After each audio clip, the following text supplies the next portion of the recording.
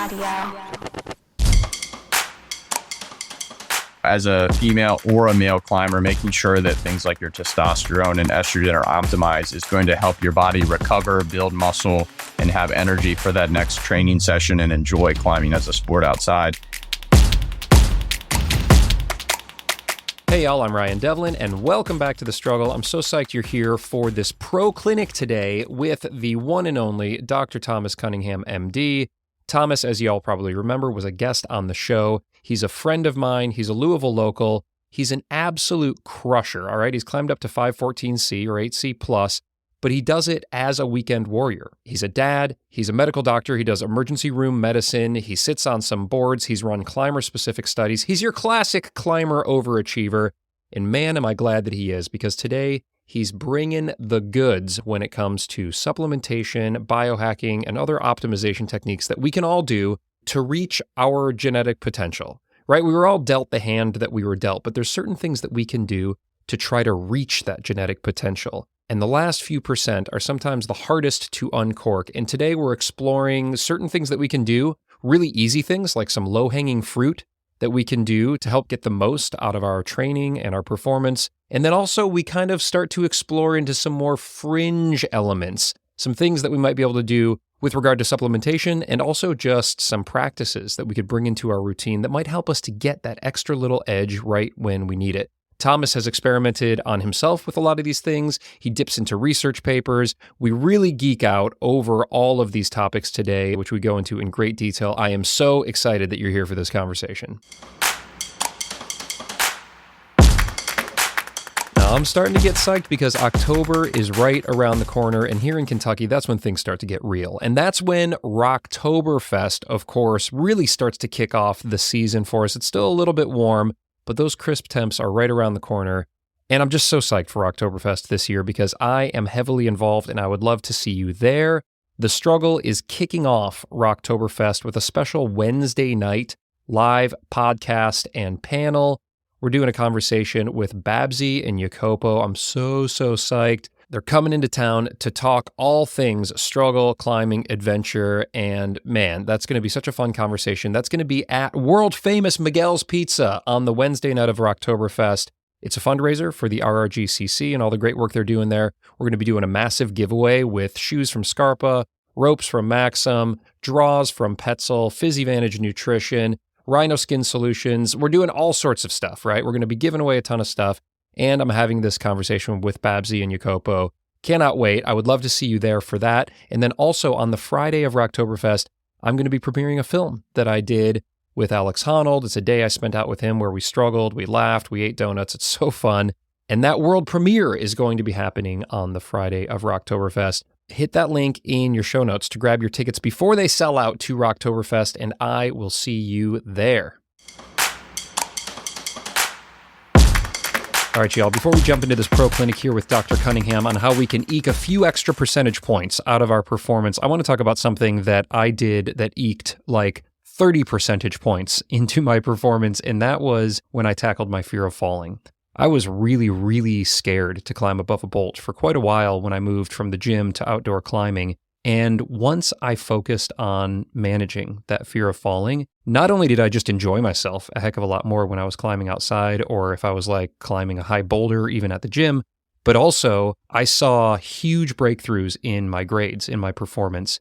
And the undisputed expert in helping people to tackle their fear of falling is the one and only Hazel Findlay. You all know Hazel. She's been on the show, and now she's teamed up with Magnus Mitbo's company, Altitude Climbing, to offer a 6-week fear of falling course. And I guarantee you, you're going to come out the other side feeling better about your climbing and also moving up through the grades faster than you ever thought possible. Right now, you can head over to altitudeclimbing.com/fear to sign up for a totally free mini training that Hazel and Altitude have put together to dispel some of the biggest myths and some of the faulty advice that's out there when it comes to overcoming fear of falling. And in addition, upon signing up, you're going to get sent a free assessment to see if fear impacts your climbing and to find out what your fear index is and how it compares to other climbers. Check it all out over at altitudeclimbing.com/fear, or there's a link right down there in your show notes.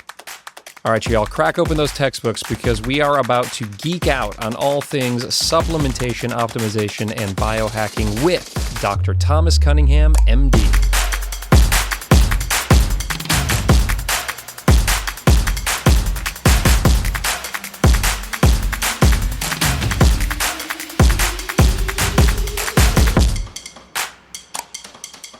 All right, man. Well, it's good to have you back on the show. Excited to dive into this thing. Obviously, we spent almost an entire season last year climbing together, and I saw some of the things that you were doing, some of the supplements you were taking, and some of your routines were different than mine. And by the time I was recognizing these things, it was kind of too late because we were already into November, December, and send temps. And so here we are having this conversation as the fall season is about to kick off, and I'm excited because as a medical doctor, you have a grasp on a lot of the science behind this that I don't have, but also you're an elite climber. So you bring these two things together.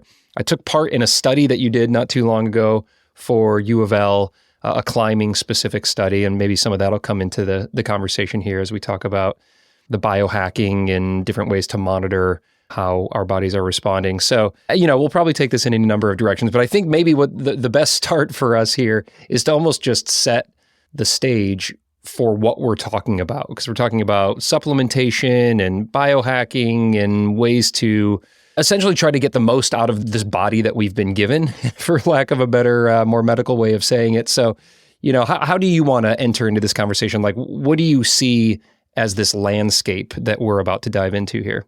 I would say trying to figure out which supplements or which activities are probably foundational, which ones are maybe a little bit more risky or fringe, and then kind of covering some basics of, basic supplements that would be recommended to pretty much everybody, and then getting into some of more of the niche ones towards the end. I think that would be a good place to start. Great. Well, I'm curious just from your point of view as somebody who's really you've got your finger on the pulse of what's happening in the medical world, in the supplement world. It seems like there's some kind of common, very basic like supplementation that a lot of athletes do. And we'll get into that in just a bit here, like the proteins and the creatines of the world. And then there seems to be, I don't know if it's an explosion, but there's definitely like a market and a segment of athletes as well as manufacturers that are trying to push the envelope a little bit and are getting maybe a little bit more experimental. And so how should we, just as kind of an average climber, look at like just this world of supplementation and how I might be able to take advantage of it to help me get the most out of the experience that I'm going for?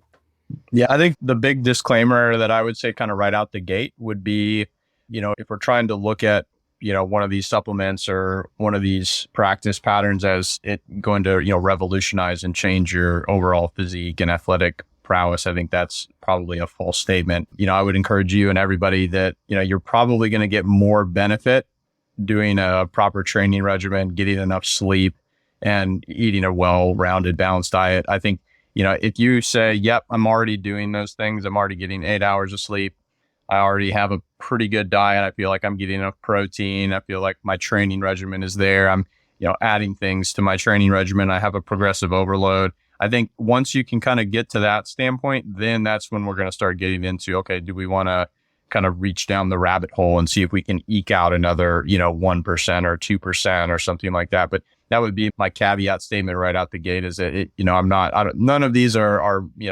magic potions, so to speak. Damn it.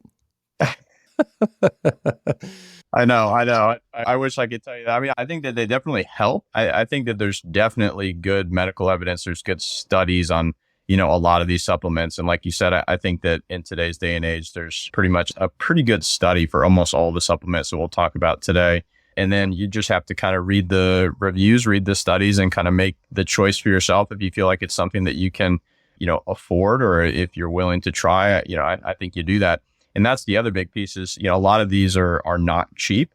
And so you really have to take into, what's your budget? Are you scraping by eating ramen noodles and you have maybe 10, 20 bucks extra a month to grab some protein or something? Or are you someone that's willing to spend hundreds of dollars a month and trying to eke out everything? I think that would be the next piece is, what works for one person isn't going to work for the other person. I think that's an important perspective. And as we get into some of these specifically, you may have a little bit of a ballpark estimate on what the cost would be to do a cycle of that or to work it into the routine. And so we'll try to explore that as we go along here for those who are listening. But really important point. I appreciate you making that early on. If we're eating like trash or we're not getting sleep, then taking some fish oil or, whatever these other things that we're going to be talking about today, creatine and that isn't going to help to overcome some of those basics. But let's enter into this through the lens that we are pretty dialed in terms of like those basic things. Now, I'm a dad and you're a dad, and I think, can both empathize that 8 hours of sleep every single night isn't always in the cards for those of us. And students who might be listening, or professionals or shift workers, sometimes we're just have to deal with the hand we're dealt. And I never regret the nights that I'm up a few times with my kids because they're having bad dreams, because I know those won't last forever. But by and large, using myself as a bit of an archetype here through this conversation, kind of as the average climber, I'm climbing to have fun. It's not my job. This podcast is in a sense my job, but the climbing itself is to have fun. But I'm super motivated and driven. And I think we all know that I'm trying to climb the hardest thing I've ever done this year. And I am looking for those extra edges. So I do think my diet's pretty good. I do think my sleep routine and my training routines are pretty good.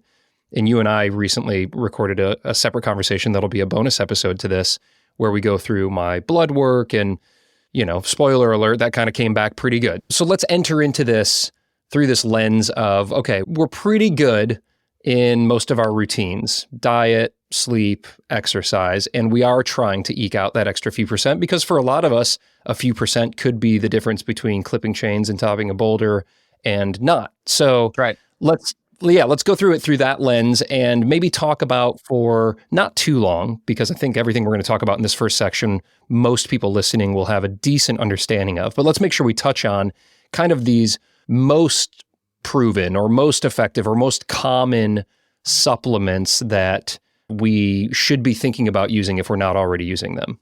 Yeah, definitely. I would say that if we were to look at what should everybody be using, or what, unless there's some, really good excuse for not using these, I would say the number one would be enough protein in the diet, right? So if you are a dad, an athlete, you're taking things seriously, you're training several days a week, the number one thing I think that you would be able to, make a good argument for would be protein. And with that, you're going to look to do about 1.5 grams of protein per kilogram of body weight. A better way to think about it is maybe 1 gram per pound of body weight would be another way to kind of look at getting enough protein. And that can be pretty challenging for some people, especially, if you're vegan or vegetarian, or, maybe you're not a big red meat eater. I don't eat a whole lot of red meat, so sometimes it can be, difficult for me to do that. And so using a good quality protein supplement, whether that's a vegetarian protein or a whey protein, making sure that we're getting enough protein so that we have the building blocks to replenish, right? So if you're training several days a week and you're not putting gas back in the tank, you're just going to bleed it dry. It's going to be much more, prone to overtraining, fatigue, and then your sleep's going to be affected. And then we get into bad hormone profiles. So yeah, that would be the number one. If you were to say what number one supplement, what can everybody be doing? And it would be protein.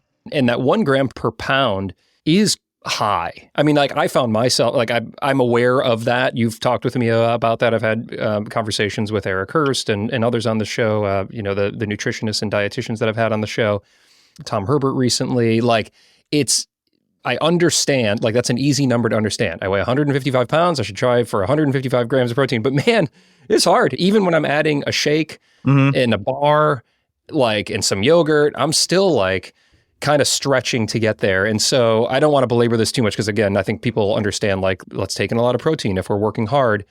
Is it more protein on days where I'm working harder, like I'm climbing harder, and less on the other days? Or does protein not work that way? Is it more just like, hey, kind of shoot for like a consistent amount day to day? So I would say if you were going to try to have, more or less, the best thing to do would actually probably be to increase your protein intake after your hard workouts. So if you had that hard workout, say in the afternoon session, then you would want to really be pushing the protein that evening and into the next morning. So for that first, say 12 or 24 hours post training session. So it may be, and people usually find this to be true, they feel like, oh man, I feel like I'm eating more on my rest days. Like, why is that? Well, it's not that the activity on the rest day is what's fueling them. It's the big training session they had the day before. And so now their body is, in this anabolic state, and it's wanting to build muscle. It's wanting to replenish that. And so that's why I would say almost maybe on the rest days is when you should kind of start to pick that up. And I know plenty of people that do that. They may train fasted, or they may not have a whole lot of protein up until they train, and then they train. And then afterwards is really when they're trying to put on, some of that protein and some of that extra nutrition. Got it. Okay, cool. Let's move on. And I think creatine was the next thing on my list here, which for me at least, I tend to think about hand in hand with protein for some reason. I'm not sure why, but give us the Cliff's notes on why creatine is something we should be taking if we're not already. Sure. So the big thing with creatine is it's going to give our body an extra phosphate buffer or reserve. So when our body uses ATP for energy, we immediately are trying to recycle that through the oxidative system to try to replenish that ATP. So we go from that diphosphate back up to the triphosphate. So by loading the body or the muscles with creatine, either with a supplement or naturally. So a lot of animal products, red meat, are going to have creatine naturally in them, but you can easily do a supplement. And a lot of protein powders are going to have a little bit of creatine in it as well. And it not only does it help with an energy reserve, but it also mitigates oxidative stress. It adds a little bit of extra water to the muscle, which can make it stress resistant. It's going to help with delayed onset muscle soreness, recovery. And so the big question is, how does your body respond to creatine and what dose is going to be right for you? So in the climbing standpoint, really, it's a weight dependent sport. And so I have individuals I know that if they take even a little bit of creatine, they just blow up like the Michelin Man. They put on 5, 10, 15 pounds of water weight. And so in that standpoint, it's not really worth it to them, or they're just microdosing. They're taking like just one teeny scoop, or they're doing like 1 gram a day or something like that. And I have other individuals that can tolerate up to 5 or 10 grams a day and they get the benefits, but they really don't put on any water at all.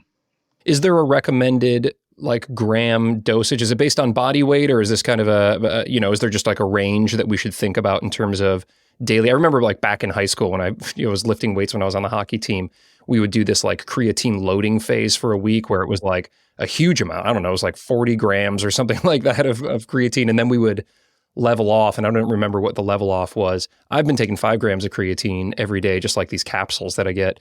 But, like what's the range?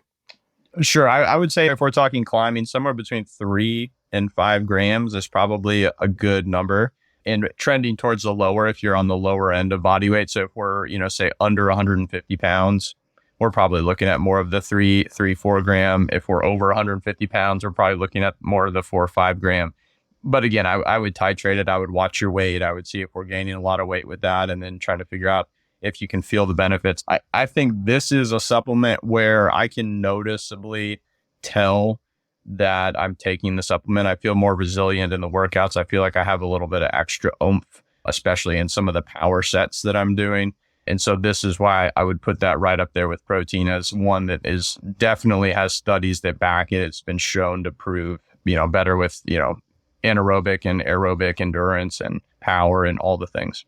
And also a recent study I saw, or like a headline, I mean, it's just like, I'm an Instagram doctor, about like some cognitive benefits that were coming from creatine as well, which is never a bad thing. It just in life.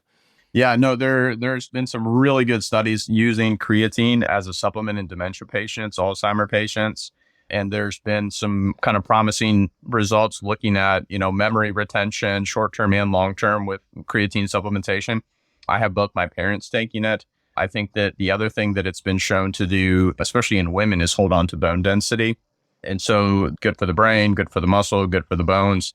So I think really all ages, this isn't just, an athlete in his 20s. I mean, I think you can take this lifelong all the way through, and it has very good benefits.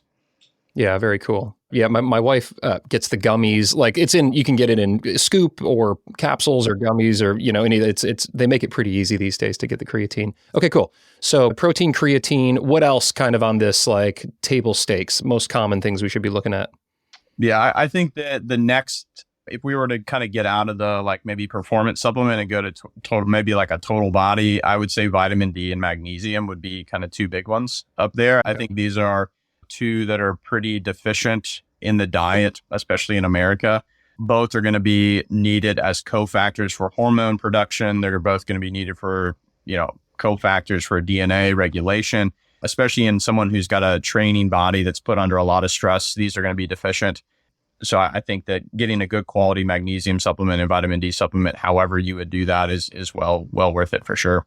And is that just as directed by the bottle? I mean, it's just like a daily vitamin essentially we're taking. Yeah, I think the vitamin D, you'd probably want to make sure you have at least 1,000 international units. Magnesium, there's several different forms of magnesium. I think it kind of depends on are we taking it in the morning, afternoon, or night? I use a couple different forms of magnesium. Magnesium threonate is one that's a little bit more neurologically available. And so taking that at nighttime can help, calm the mind and calm the nervous system and can help with sleep. Magnesium citrate or magnesium malate in the morning are going to be a little bit better for, having the normal regular bowel movement. It's also going to give you a little bit of extra malic acid, which sometimes can help in your training sessions. Okay, great. I like that distinction between the magnesiums there. We won't hang around too long on those. Again, I think this is all pretty foundational stuff that a lot of people will have likely heard about. Anything else in this kind of foundational category before we shift over? Yeah, I think the two that I would really put up there that would be like game day ready, like at the crag, would be caffeine and salt. I think both of those are just, we could almost call them performance enhancing drugs, especially as a climber. We're always really hard pressed to eat enough, to get enough protein, to get enough fluid. We're doing intense exercise, repeated goes on sport climbing routes. And so I find myself, towards the middle or end of the day, cramping, getting locked up. And so using somewhere around 1,000 to 2,000 grams of salt a day is usually what I'm going to be putting in. And so I would say that, and then using your caffeine wisely. So we've talked about this, I think, on prior podcasts, either doing like a caffeine detox or maybe going without caffeine for a couple of days before that Sengo or before that day outside to make sure that it really helps. But yeah, caffeine is definitely going to help with your performance on the day for sure. Let's peel those back just for a minute here on both of those if we could. So on salt, God, I'm like, this is probably like such a stupid question, but like, salt is typically something that would make you more thirsty, and then I would want to drink more water, and then I would have more, fluids sloshing around in my stomach and that kind of thing. So, but then there's also these like salt supplements like LMNT, where you could just mix it in with your water, and I guess it's maybe giving you what you need and also quenching your thirst. Like, how are you taking your salt, and is my question there just totally dumb with regards to how it's going to make you feel hydrated as you're trying to perform on rock? I would say it's probably something to use some of the packets that come in, like the 500 milligram packets, and adding those to either your pre-workout beverage or your water, on crag day. If I am not doing a hard training session, I'm probably not taking a whole bunch of salt. But if I'm out hiking up to the crag, getting to the crag, I'm warming up, I'm definitely going to be dumping, 500 milligram pack in my water. And this is regardless of how much you're sweating. Like, even if it's a cold day, for example, like if it's going to be a long day at the crag, but it's 40 degrees out, the sweat isn't the issue. It's just the amount that you're using your muscles. Right. I mean, you're definitely going to be, fatigued from a electrolyte standpoint. I mean, I would say in the cold, you definitely are still you're going to want to drink, you're going to want the salt. Even though you may not see the sweat, I mean, you're definitely still going to be perspiring. So I would say, yeah, definitely even on the cold day. And I feel like we're just trying to optimize that electrolyte, balance within the system so that the muscle can fire and contract as efficiently as possible.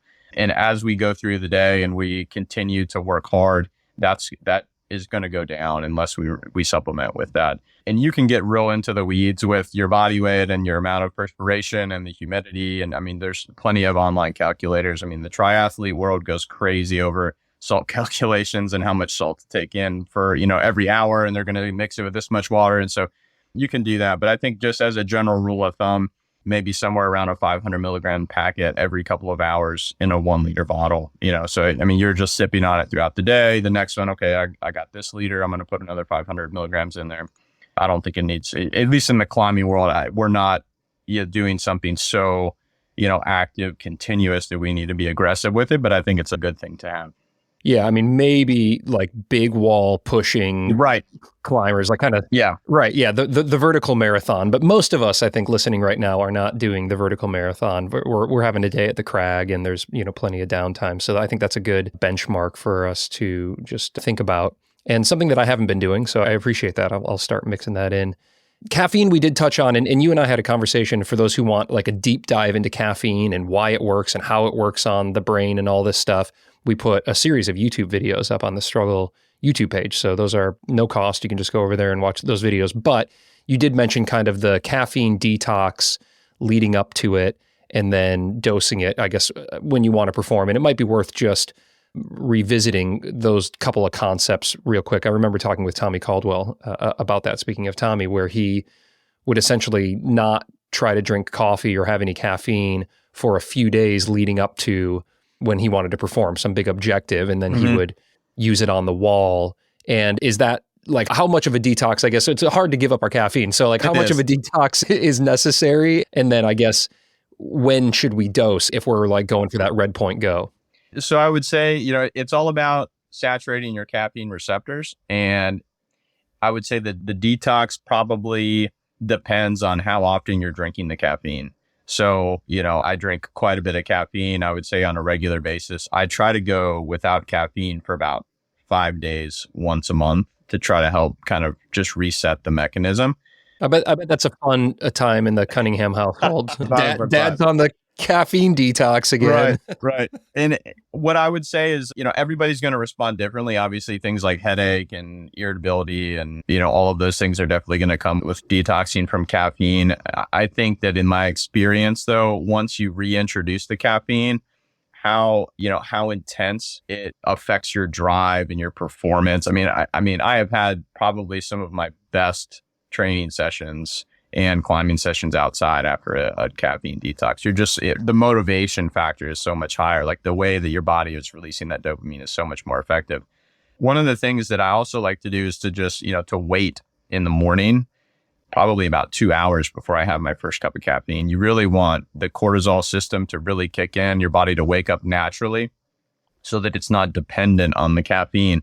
The other thing that I've found is that if you do that, it's going to be a lot easier to come off of the caffeine because you're less dependent on it on the early stage. So if you're someone that like literally rolls out of bed and takes your first sip of coffee, you're really not allowing your body's own cortisol system to activate. And so you're going to have a harder time detoxing for sure. And so what I would recommend is that we just kind of keep pushing that out. So you may have your first cup at 8, then 9, then 10, then 11, and then we're having half a cup at 11, and then we're having, quarter cup at 11. And so, I think that makes it a little bit easier to come down if you're someone that can at least wait a couple hours after you wake up to have the first cup. So that definitely waiting and then trying to push it back a little bit will definitely help you come off or detox. I would say about 3 days is probably a good benchmark. If you can go 4 or 5, that would be more efficacious. But then we start getting into maybe a training session before you're going to go outside. So I usually like to wait, like a 2 full rest days before I'm going to go outside to have a good session. So that, maybe that 3rd or 4th day prior to that, you're going to train. So if you're trying to train with no caffeine at all, I know you may be a little bit, lack of motivation at that time. But yeah, I would say minimum 2-3 days, ideally maybe 4 or 5 days would be optimum. I hadn't been detoxing that much, and I don't do a lot of caffeine anyway. It makes me pretty jittery, but I can definitely feel if I don't take caffeine and then I'll take like a caffeine pill at the crag and like, man, I just feel so good. Like I'm just like ready to rage and I'm excited. And sometimes, the pendulum can swing too far the other way and like I'm like tingly and shaky and jittery, but I've experimented enough with it where I think I know how much to take, but taking a little bit more time off beforehand is great advice, especially as you said, if we're trying to perform and we're not just like in a training kind of base cycle, but if we're actually trying to get out there and perform on something, you want those rest days, which is another hack, which we'll get into a little bit later, just after we move on from supplements here, but what we can do to essentially set ourselves up for optimal performance. So having those rest days as well as a caffeine detox and then hitting that caffeine. What do you think? Like, I guess everybody has different sensitivities to it. I'll usually do like maybe 20 or 30 minutes before the go is when I'll take the caffeine. That's usually for me, at least I feel kind of when it hits. Yeah, I think that's a pretty good ballpark. I think the old adage is it takes probably about 30 or 45 minutes to peak in most people. So, starting the caffeine an hour or maybe a little more over. I really enjoy my coffee. So, this, I'll be, sipping the coffee as we're walking up to the crag and really trying to enjoy that as we're getting a good warm up session. And then I think really you don't want too much, right? So we talked about this. I would say, I would start with maybe 50 milligrams, which is equivalent to maybe like a shot of espresso, and then try to titrate up. Anything over maybe 200, you're going to start to get definitely some unwanted side effects, the jitters, maybe a little bit more anxious. And so that's when I think right at about the 200 mark is where most people are going to float over to the, less efficacious and more detrimental at that point. Got it. Did we cover everything in the foundational side? Oh, fish oil we didn't talk about. And I do want to get your thoughts on that. Is that a performance enhancer or is that like a life enhancer? I think that's a life enhancer. I would say I think the jury is probably still out on many studies, but I think you could be safe in saying that it's probably not a bad idea to have fish oil in your diet if you are someone that doesn't routinely eat, say, fresh fish and that kind of thing. There's some really good studies about, mood and hormone development and hormone regulation with a good amount of fish oil. The tough part about fish oil is that not all supplements are created equal. And so you really have to pay attention to how much DHA and EPA are in the fish oil, which are those main kind of omegas. And you want probably at least 1,000 or 1,500 in your supplement. So a lot of times if you just pick something up over the counter, you may look at it and it'll say, 1,000 milligrams or 2,000 milligrams. But if you really look on the back and look at the active ingredient, which is that DHA and EPA, it may be 300.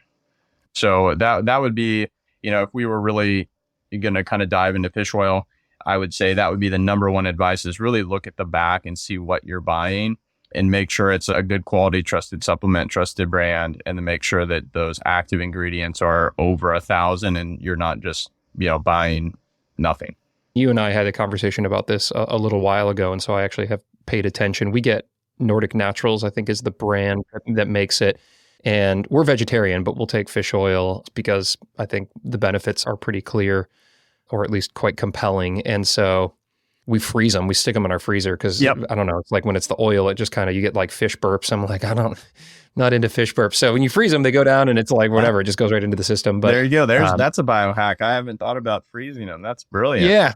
We keep them in the freezer and then, exactly. It's a little bit easier. It goes down a little bit smoother and digests a little bit smoother, at least in my experience. But when you mentioned this, like 1,000 was kind of like the benchmark, the DHA and EPA I was looking at, I think I was taking like 1 or 2 and now I take 4. And this is, speaking of like expense, like this is not cheap stuff. And so, most of the things that we've talked about here, I think like vitamin D, magnesium, caffeine, salt, even protein and creatine, the cost has come down quite a bit on all of those. All of those, I think, for this foundational chapter here that we're talking through are fairly cost effective.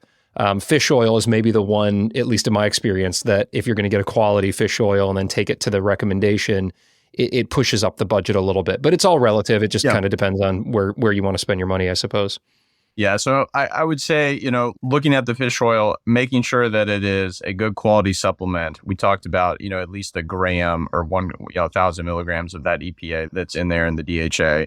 In addition to maybe just the hormone profile and the training profile, there's been some good studies that show some antidepressant effects of that. So there was a good study that came out that compared like SSRIs, which are a standard class of antidepressants, to 2 grams of the fish oil a day, and they were almost equivalent. Holy shit. So, what that tells us is that not only is the fish oil or the EPA and DHA, not only is that going to be involved in hormone synthesis from, say, like an estrogen and testosterone standpoint, but it's also going to help with neurotransmitter regulation, serotonin, dopamine, norepinephrine, epinephrine, which are going to be some of those feel-good hormones. So, I think that just goes to show you that not only is our Western diet deficient in the standpoint of, poor hormone health, but it's also affecting, brain chemistry. And so, even more information that we need to be making sure that our diet is balanced and, maybe adding a fish oil if we feel like it's not.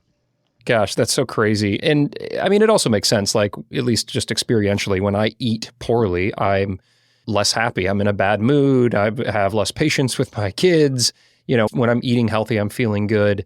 Maybe part of it is a placebo effect or just like an overall, like I'm just feeling better about life. And so I'm, eating good things. But that study there that puts fish oil on a level of some antidepressants is wild and compelling and also really encouraging. So yeah, thank you for mentioning that. I'm sure more science will be coming out around that too, so we can continue to monitor it and check in with you again on all this stuff in a year, and we'll see where the science has taken us. But I think that's a good opportunity for us to now pivot into this next chapter where we're going to explore some supplements that have science, right, behind them. There's been studies, but maybe not as much, or they haven't been looked at for as long as the things that we've just talked about, or maybe are the studies less maybe clinical or human? I'm not sure. Like, how do you want to kind of set up this next category of supplements that we're going to be talking through? So I would say, everything that we talked about up to this point, I would put in, say, like the A plus range, right? So I would say that there's randomized controlled trials, meta-analyses, human studies, very good evidence for all of these, very efficacious. And then I would say this next tier would be kind of the B plus, A minus tier, right? So there are human studies, there are good meta-analyses. So I think that we have good reason to believe that we're taking something that works and is efficacious. It just may not be, a panacea like the other ones, right? So I think that, you take the caffeine, you do some detox, you are going to feel that synergistically. Whereas some of these other ones, I don't think that there's like going to be an immediate benefit. But I think that we have enough information and studies to show, it's probably worth looking into. And if your budget can handle it, or you feel like you need that extra percent, then I think that it's worth exploring. Well, I'm excited because I think this is the territory here where climbers like myself, and climbers, a lot of climbers, not all, but a lot of climbers are a little obsessive over performance and eking out some advantages and some gains, or at least just trying to give ourselves, like whatever genetic hand we were dealt, the best opportunity to meet that genetic potential. And so it does seem like while some of these may be more efficacious than others, it's kind of like the most exciting territory, right? Because it seems like it could provide that extra little boost, right? So first up, what do you want to dive into here? Yeah, let's do beta-alanine. Oh yeah, I'm excited about this one because this is one. So this is one of the ones that I recall you taking last season that I wasn't taking, and you were like, "Oh, it's too late now. Let's talk about this next season." Okay, so what is beta-alanine and what's it going to do for us? Yeah, so this is the substance that creates the paresthesia. All right, there is the dreaded fade out to the free preview here on this Pro Clinic with Dr. Thomas Cunningham, MD. I'm sorry to do it to you, but this is how I pay the bills over here in the podcast/utility closet. If you are a patron or an Apple subscriber, you can hear the whole thing, which goes on for another hour. And what are we talking about here with the crusher, Dr. Thomas Cunningham? Well, the beta-alanine conversation that I just faded out on was kind of mind-blowing in terms of what it could do for sport climbing performance. I ordered my beta-alanine the second we finished this interview, and I'm actually just about to start taking it here in the next week.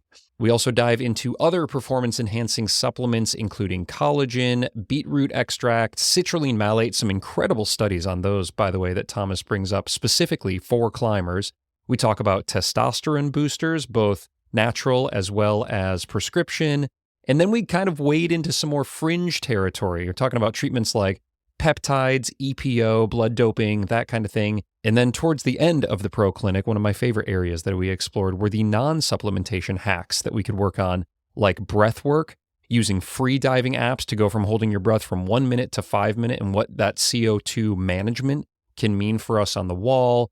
Thomas shares a simple and free way to test your recovery level every morning. Like as you lay in bed before you wake up, you can kind of get a sense for how recovered you are and how ready you are to take on load for that day, and a handful of other things. This conversation here, if you're looking for those extra few percent to level up your training and your performance, was really eye-opening. Super grateful for Thomas for bringing the science, the studies, and the preparation to share all of these hacks, not just to improve our climbing, but to help us lead a healthier, stronger, more resilient life as a human being. Now, if you want to work with Dr. Thomas Cunningham, you can. He doesn't take a lot of clients, so you just have to get lucky, but you can hit him up over at drthomascunninghammd.com or on Instagram. I'll put those links in the show notes here. And like I said, there's another hour of this conversation where Thomas goes into not just the supplements and some of these other biohacks that we've been talking about, but also dosage, frequency, whether to cycle or not. He really gets into the weeds on all of this stuff for you, my fantastic crusher listener. I think you are going to leave this Pro Clinic with a lot of ideas and also some tools in your toolkit that you didn't have before you listened to it.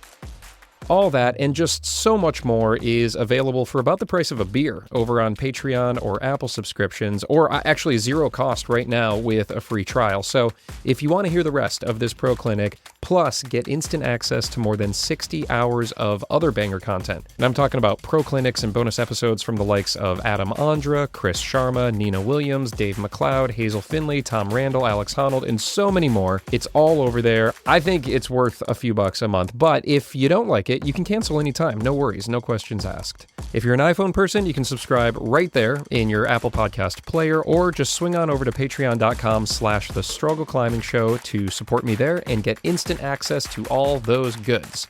Now be sure to check your show notes for links from this conversation and how to work with today's pro, and you can see clips from this conversation over on IG at The Struggle Climbing Show. The Struggle is carbon neutral in partnership with the Honnold Foundation and is a proud member of the Plugtone Audio Collective, a diverse group of the best, most impactful podcasts in the outdoor industry. This show is produced and hosted by me, Ryan Devlin, and edited by Glenn Walker. All right, what are you waiting for? Pop over to Patreon and listen to the rest of this banger Pro Clinic. I hope your training and your climbing are going great. And you know what? If you're struggling like me, well, let's just remember that the struggle makes us stronger. I'll see y'all.